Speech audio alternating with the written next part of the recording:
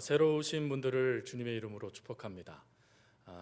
일어서십시오 그러면 부담되실까봐 그러지는 않고 오늘 하나님께서 여러분들에게 허락하신 은혜의 말씀들이 여러분 삶의 기쁨이 되는 그런 귀한 시간이 될 수 있기를 주님의 이름으로 축복합니다. 저는 재밌는데 또 일부 예배 때 해보니까 일부 예배 참석하신 분들 중에 반만 웃으셔서 조금 당황은 되지만 그래도 재미난 유머 한마디를 먼저 하고 하나님 말씀을 함께 나누겠습니다. 키가 2m나 되는 한 자매가 하나님 앞에 기도하기 시작했습니다. 하나님, 제 키가 너무 커서 아무도 저에게 결혼하자고 말하지 않으니 하나님, 제 키를 좀 작게 해주세요 라고 기도하기 시작했어요. 그랬더니 어느 날 하나님께서 기도의 응답을 해주시기 시작하셨습니다. 그러면서 하나님께서 이렇게 말씀합니다. 내가 누군가를 너에게 보낼 텐데 그가 너에게 들려주는 알약을 꼭 먹고 잠을 자거라. 그러면 그날 저녁에 그 꿈에 천사가 나타날 텐데 그 천사에게 나랑 결혼해 주세요 라고 했을 때 그 천사가 싫어 그러면 너의 키가 줄어들게 될 것이다 라고 하나님께서 은혜를 응답을 주신 것이죠. 근데 이 반신반의하고 있는데 누군가가 문을 똑똑 두들깁니다. 그러더니 갑작스럽게 자신의 자매의 손에 알약을 주어지고는 그리고는 사라져 버렸습니다. 신기하기도 하고 놀라운 그 모습에 그래 하나님께서 응답하시는구나 라는 생각을 갖고 이 자매가 알약 하나를 먹고 그리고 잠을 청하게 되어졌습니다. 그리고 정말 그날 꿈을 꾸는데 저 멀리서 천사가 걸어오는 것입니다. 그래서 이 자매가 너무 기뻐서 열심히 달려가서 이렇게 말합니다. 나랑 결혼해 주세요. 그랬더니 천사가 싫어 라고 하고 잠에서 깨었습니다.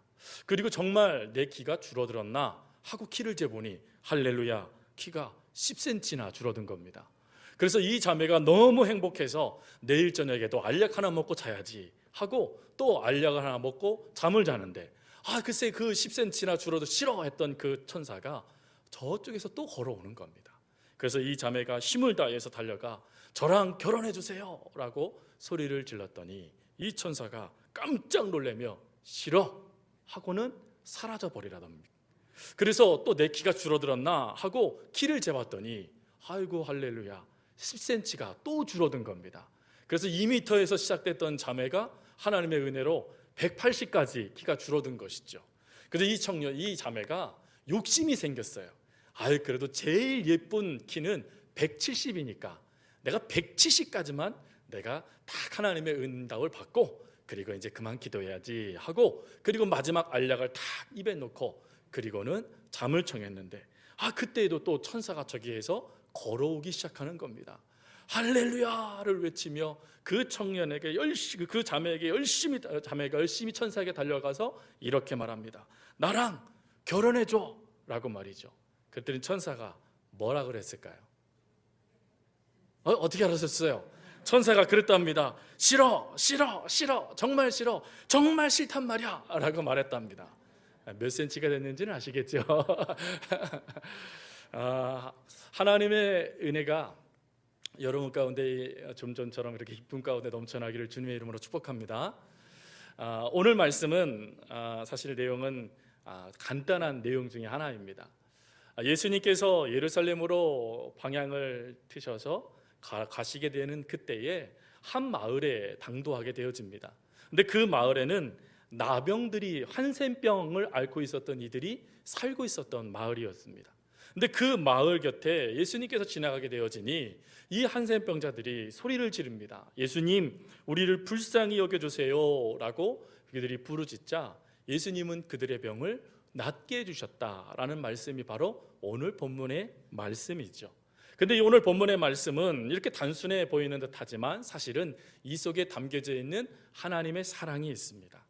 이스라엘 사회에서 피부병 중에 특별히 악성 피부병에 걸린다든가 아니면 한센병에 이렇게 걸리게 되어지면 이것은 하나님께 저주를 받은 것이다 라고 생각하였습니다. 그래서 이런 저주를 받은 이들은 엄격하게 관리가 되었고 그리고 또한 사회에서 격리 조치를 취함을 받게 되어졌죠. 근데 이 한센병 걸린 이 사람들도 지금 제사장에 의해서 판결을 받고 그들이 익숙했던 가정 그들이 사랑했던 곳에서 떠나 아무도 그리고 어느 누구도 사랑해주지 않고 모든 이들이 고통 가운데 신음하고 있는 그 자리에 이들이 그 자리에 격리되어 머물게 되었다라는 것입니다. 여러분, 그 자리에 있는 이들에게 그래도 네가 살아있으니 감사한 것 아니야, 다행이야 라고 말해줄 수 있는 이가 몇 명이나 되겠습니까? 오히려 살아있는 것이 고독이고, 오히려 살아있는 것이 낙심이고, 오히려 살아있는 것이 좌절이고, 오히려 살아있는 것이 불안이고 절망인데 어떻게 네가 생명을 갖고 있으니 그것으로 만족해 라고 말할 수 있겠습니까? 더군다나 이 당시에 한센병에 걸리게 되어지면, 요즘도 그렇겠지만 사람들로 인하여서 받는 그 따가운 눈초리, 그리고 또한 사랑을 받을 수 없는 그 절망적인 상황 가운데 노출될 뿐만 아니라 일반 건강한 사람들과 함께 섞이지도 못하게 되어져서 힘들어서 절망하여 생을 끊어버리는 일들이 너무 쉽게 나타나는 병 중에 하나가 한센병이었다라는 것입니다.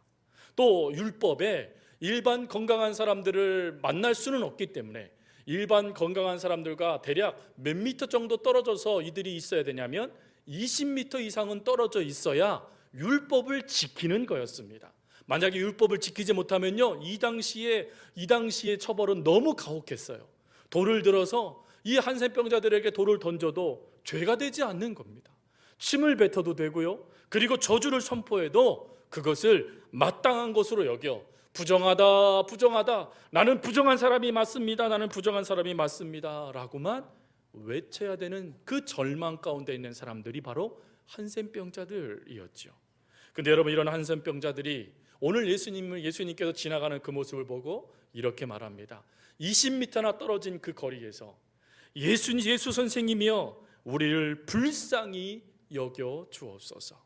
여러분, 이렇게 예수 선생님이여 우리를 불쌍히 여겨 주십시오라고 외칠 때 여러분, 예수님만 그 자리를 걸어가신 것이 아니라 예수님과 함께 했던 제자들, 또 예수님을 따르는 무리들이 예수님 주변을 마치 호위하듯이 함께 그 거리를 걸어가고 있었으니 여러분, 그때에 이 한센병자들이 외쳤던 그 외침에 그 주변에 있던 사람들은 어떠한 반응을 보였을까요?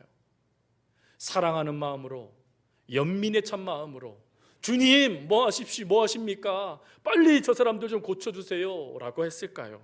아니면 혐오의 벽, 조롱의 벽, 죄인이라 정죄하는 그 벽을 높게 쌓으며 애써 그들의 외침을 외면했을까요?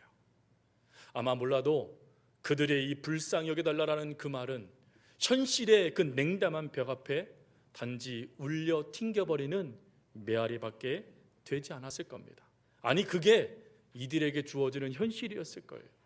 오늘날 우리의 주변을 되돌아보면 오늘날 우리의 주변에 저 외로워요, 나 힘들어요, 나 지쳤어요, 나 정말 견딜 수 없어요 라고 말하며 신음하고 있는 이들의 소리가 얼마나 많습니까?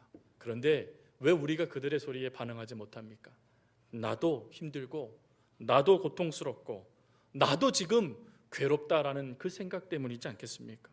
여러분, 이런 모습, 이렇게 절망 가운데 외치고 있는 이들의 이 고통의 모습이 사실은 오늘 우리들의 모습인 것이 맞는 것 같습니다. 요즘의 시대는요, 예전과 다른 시대를 살아갑니다. 요즘에 제주도에 여행 오시는 분들이 예전에는 자연을 보러 왔습니다. 또 예전에는요, 또 이 수많은 관광지를 탐험하면서 야, 이런 것도 있었네 하는 걸 누리려고 왔어요. 근데 요즘에 이 트렌드가 바뀐 거 아십니까? 제주도에 왜 놀러 오십니까? 했더니 이유 중에 하나가 맛집 탐방하러 왔답니다. 즉, 제주도에 너무나 많은 세계 각지의 음식점들이, 많은 것들이 제주도에 있기 때문에 그 음식을 좀 먹고 싶어서 제주도로 여행 오시는 분들이 많답니다. 근데 여러분, 이렇게 삶은 예전과 다르게 풍요로워졌습니다. 삶은 예전과 다르게 행복해졌어요. 더군다나요, 요즘에는요, 핸드폰을 딱 열면요, 카톡 그럽니다. 즉, 무슨 소식이든지 이 핸드폰을 통해서 수많은 사람들의 소식이 즉시 내 핸드폰으로 찾아 들어옵니다.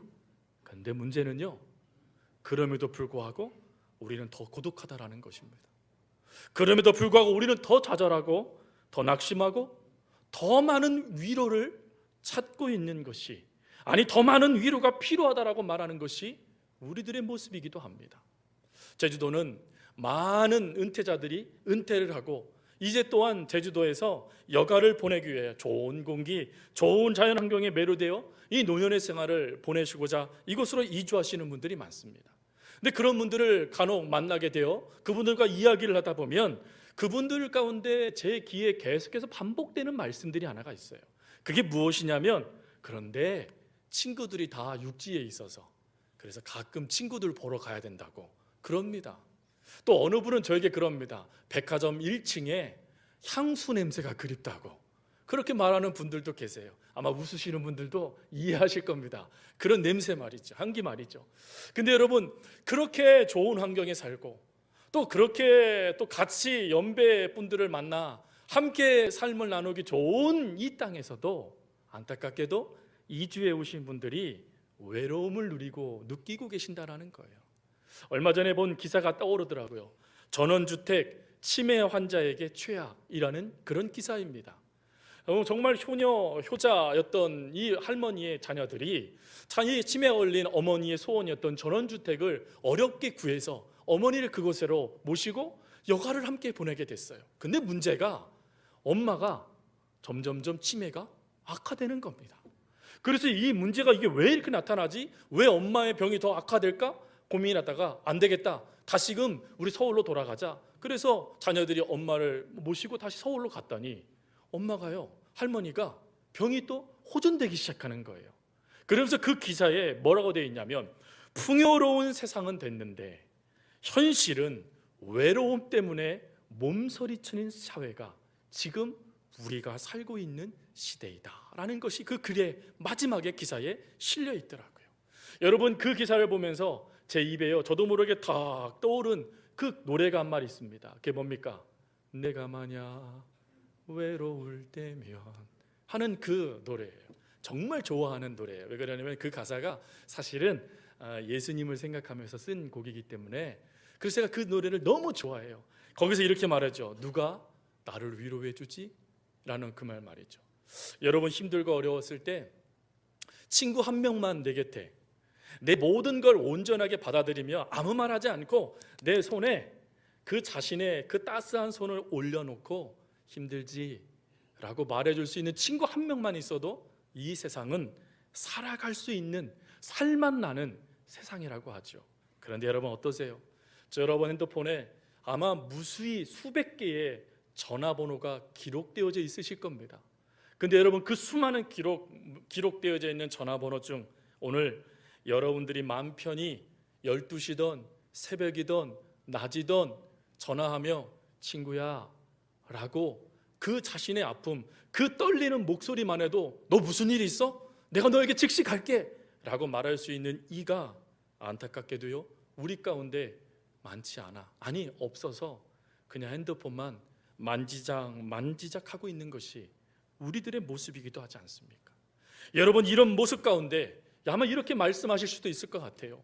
목사님, 누가 행복해지고 싶지 않겠습니까? 누가 고독과 그 좌절 속에 누가 그대로 있고 싶은 사람이 있겠습니까? 그런데 벗어날 길이 없습니다. 아무리 외쳐도 내 외침을 들어줄 사람이 없으니 그 안타까움에 저희들도 그 자리에서 무너져 있는 것 아니겠습니까? 라고 말이죠. 그런데 여러분, 오늘 이러한 절망과 이러한 고독과 이러한 낙심 가운데 있는 우리들, 그리고 이런 것의 대표적인 인물이었던 이 한센병자들에게 놀라운 이 문제가 해결되어지는 그런 모습들이 성경에 기록되어져 있습니다. 이들은 이 문제를 가지고 자기의 친구들에게, 자기의 지인들에게, 자기를 재판했던 제사장에게 찾아간 것이 아니라 이 문제를 가지고 예수 선생님에게 이들이 찾아갑니다. 그리고 이 문제를 가지고 이들이 외치지요. 주님, 우리를 불쌍히 여겨주십시오 라고 말이죠. 근데 이 불쌍히 여기다라는 이 단어를 봤더니요, 주님, 우리를 좀 사람답게 인정해 주세요 라는 뜻이더라고요. 그러니까 아무도 자기를 사람답게 인정해 주지 않는 거예요. 아무도 자기를 같은 이웃으로 보질 않는 거예요. 그때 막 외치는 거예요. 주님, 저를 좀 사람답게 대우해 주세요. 그때 주님이 이렇게 말씀합니다. 가서 너희 몸을 제사장에게 보여라. 여러분, 이들이요 그 말에 즉시 움직입니다. 왜 움직였을까요? 아무도 자신들의 외침에 반응을 보이는 사람이 없었거든요. 정지하고 매몰차게 말하는 사람들은 있었습니다. 그리고 낯뜨거운 그런 정말 날카로운, 정말 눈으로 감당할 수 없는 그 조롱의 눈빛을 보내는 사람들은 있었는데, 가서 내 몸을 보여라고 따스하게 말 한마디 해주는 이는 아무도 없었던 거예요. 그런데 그 음성에 이들이요 즉시 반응하여 제사장에게 달려갑니다. 그런데 놀라운 것은 성경은 이렇게 기도하지, 이렇게 말씀하죠. 그들이 가다가 자신들의 몸이 고침받은 것을 보았다라고 말이죠. 여러분, 왜 보았을까요? 생각해 보세요. 한센병이지 않습니까? 예전 말로는요 문둥병이에요. 손과 발이 온전했겠습니까? 코가 온전했겠습니까? 자신의 몸이 성한 데가 있겠습니까? 고름이 나고 썩어가고 있는 것이 자신의 몸인데 온전해지는 거예요. 변화되어지는 것입니다. 잘라져 버렸던 손이 회복되는 것입니다. 여러분, 이 은혜를 그들이 보게 되어지자 그들이 기뻐합니다. 너무나 감사합니다. 그리고는 즉시 9명은 자신을 떠남을 했던 가정, 자신을 심판했던 재판장, 자신에게 익숙했던 그 자리로 돌아가 쨍 하고 햇빛 날 나에게 있구나 라고 하며 즐거움과 기쁨의 노래를 부르며 그들에게 갑니다. 그런데 한 사람은 그 자리에서 돌이키죠. 여러분, 여기에서 우리가 발견되어지는 놀라운 은혜가 있습니다. 그게 무엇입니까? 그것은 우리가 삶을 살아가다 보면 이렇게 해결할 수 없는 인생의 문제들이 우리들 가운데 있다라는 것이죠.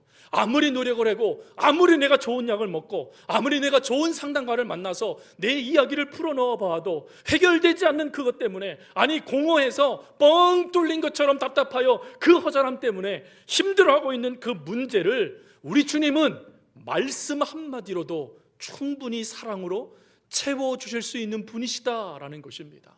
여러분, 오늘 예배를 드리고 있는 사랑하는 성도님들과 그리고 초대를 받아 이곳에 오신 우리 귀한 방문자분들에게 하나님이 주시는 말씀은 이겁니다. 내 문제의 모든 것들을 해결할 수 있는 유일한 자, 그 가슴에 뻥 뚫려서 사람답지 못하는, 아니 사람답게 해달라고 말하는 그 외침에 반응을 보이며 따스한 손길을 내밀어 주시는 분이 바로 주님이시라는 것이죠. 그 주님을 만날 수 있는 은혜가 여러분 가운데 있기를 바랍니다. 그리고요, 거기서 이 말씀이 끝나지 않아요. 병 고침의 문제가 해결됐으니 할렐루야 하고 말씀이 끝나면 성경의 말씀이 주어지면 좋겠는데 그러지 않아요. 그 다음에 더 중요한 말씀을 하십니다. 그 말씀이 무엇이냐면 19절에 이 사마리아인이 예수님께 나와 감사를 표해요. 저는 왜 감사했을까 생각해 보니 이해가 되더라고요. 여러분, 9명은 유대인이었어요.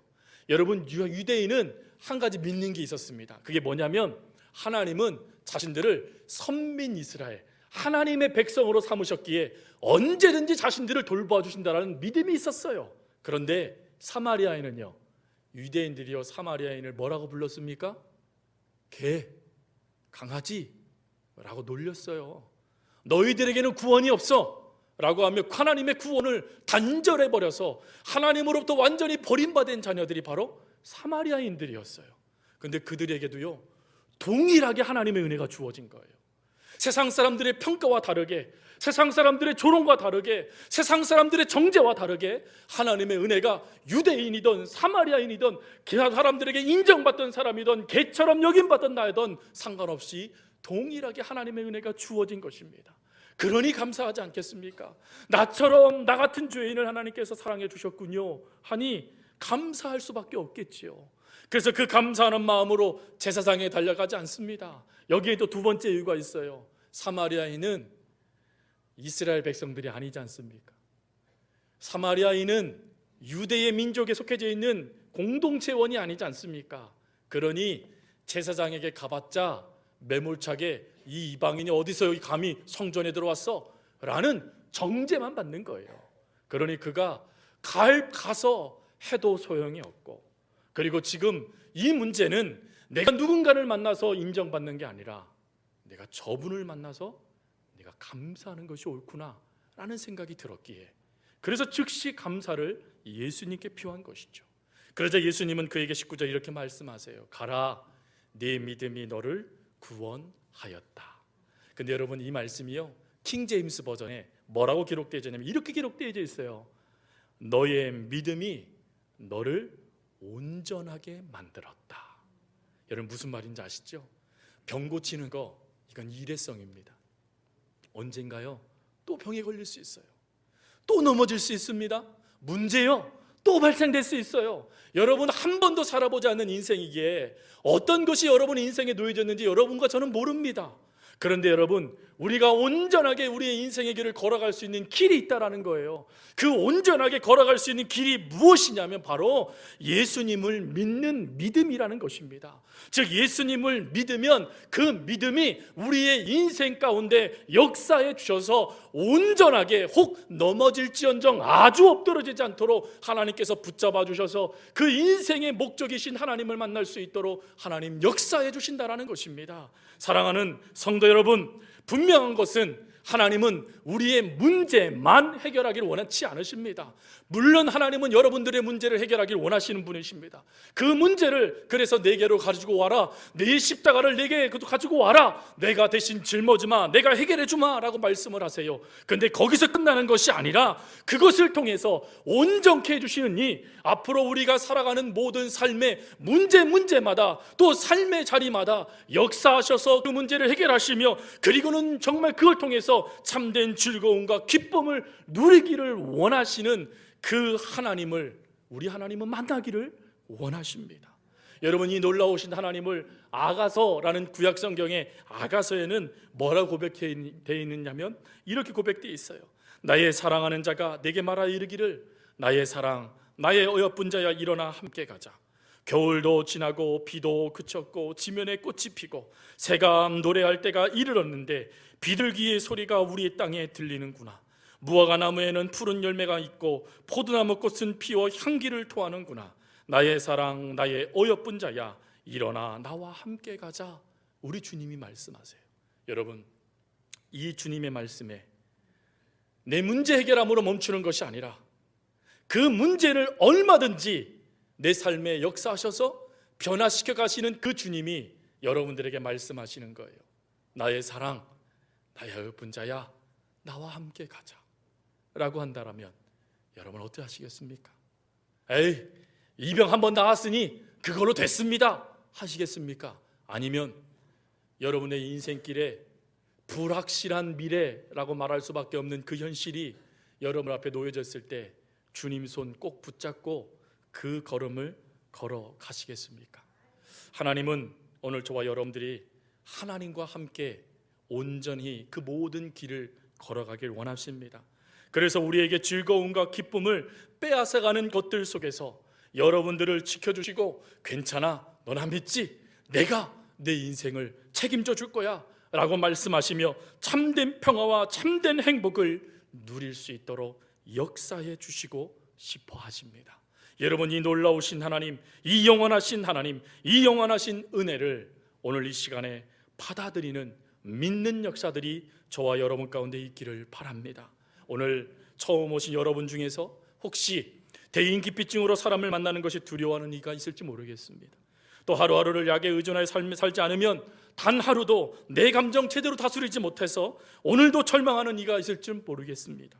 또 오늘도 가장의 무거운 짐을 지고 용기 잃지 않으려고 애쓰고 외치고 마음을 다잡지만 매일마다 무너지는 마음 때문에 힘들어하는 가장이 이 자리에 있을 수도 있을 것 같습니다. 또한 남편을 위하여, 사랑하는 자녀들을 위하여 최선을 다해 젊은 날 헌신했는데 뒤돌아보니 남아있는 것은 마음의 병이요 허전함이요 외로움이요 고독 때문에 오늘도 남몰래 울고 있는 엄마들이 이 자리에 계신지 모르겠습니다. 그리고 오늘도 집 입시와 직장 문제로 고군분투하며 그 넘지 못하는 선 때문에 좌절하여 넘어지는 그런 자녀들이 있을 수도 있을 것 같습니다. 그리고 가정이 무너져 오늘도 높게 쌓인 담을 인하여 차가운 바람에 몸이 움츠리는 이들, 그리고 좋은 가정을 꿈꾸고 싶지만 이런저런 아픔 때문에 아파하고 혼자 세상에 나 앉아 있는 것 같은 고통 가운데 있는 이들도 계실 겁니다. 오늘 이런 모든 이들을 향하여 하나님은 말씀하세요. 아무것도 걱정하지 말고 나에게 오너라. 내가 너를 책임져 주마. 내가 너를 사랑해 주마. 내가 너를 회복해 주마. 내가 평생에 너와 함께 있어. 내 인생을 내가 책임져 주마. 우리 주님은 말씀해 주세요.